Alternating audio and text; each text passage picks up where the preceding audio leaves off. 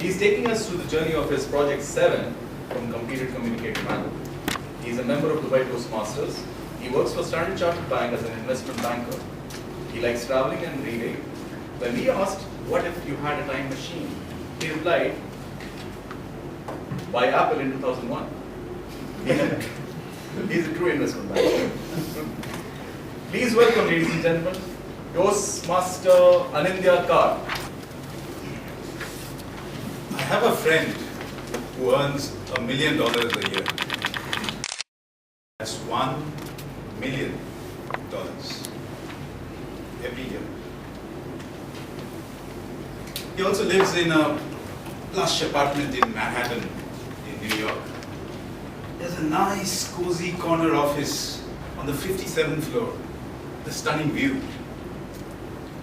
And outside his office's door is engraved a very fancy title, Managing Director.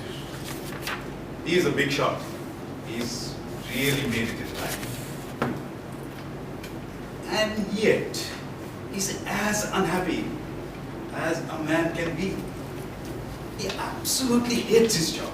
He despises it. The job consumes most of his life, but he abhors it. And it turns out he's not alone.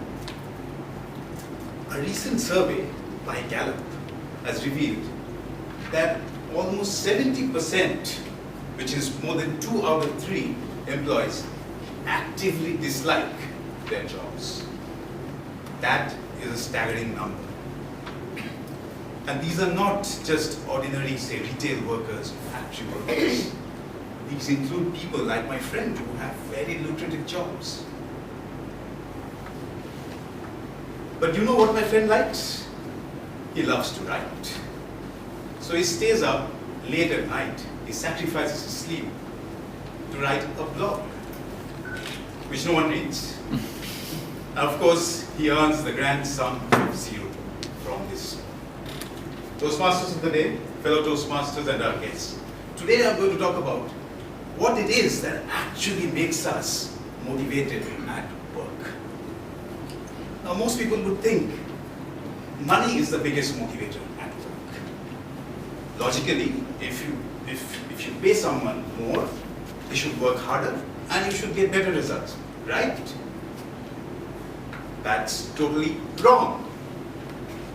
Research by professors at University of Berkeley and CMU has shown that as long as a particular job involves purely mechanical skills, like say digging a well or chopping wood, then higher pay does lead to higher performance. No problems with that. But the moment a particular job involves even rudimentary thinking skills, which all of our jobs involve, I presume, then higher pay actually leads to a poorer performance. Now think of that for a second. More money leads to a worse performance. So money is not the answer. So what it is? What is it? Is it perks? Is it promotions? Is it titles? Maybe it's praise? Apparently it's none of that. A journalist by the name of Daniel Pink has done some remarkable work in distilling years of research on this topic, and he has come up with 3 factors which determine our motivation. And these 3 factors are mastery, autonomy, and purpose. Mastery, autonomy, and purpose. Now I'll explain, let's explore these in more detail. Mastery. We want to get better and better at what we do. As human beings, we have an innate urge to improve. That's why we happily spend hours playing the guitar or training for the marathon, even though there is no monetary benefit for it. Pursuit of mastery has given the world such amazing things as Wikipedia, Linux, Coda. All these things have been built by experts who have contributed their time and their knowledge for free, just in pursuit of excellence. Number 2 is autonomy. Autonomy is our inner desire to be free, to be our own masters, our own bosses, to be self-directed. And as that great philosopher Kelvin has said, it's only work if somebody else makes you do it. Which is so true. But unfortunately, in our workplaces, we have bosses who have their bosses, who have their bosses. So it just becomes an endless stream of orders and autonomy goes for a toss. But companies are realizing the value of autonomy for their employees. For instance, there's a company called Atlassian. It's a software company. And what it does is once a quarter, it allows its employees to work on something that they want with people that they choose for 24 hours.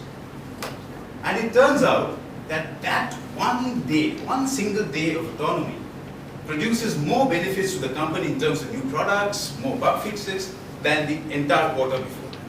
That's amazing. And finally we come to purpose.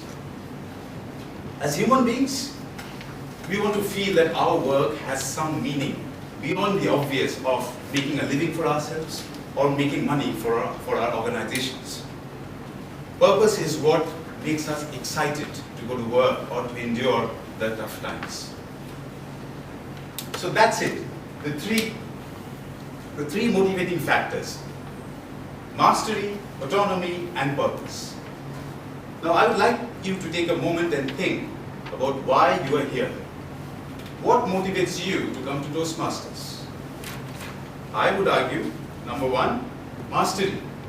We all want to be better speakers, better communicators, better leaders. Certainly I want to be.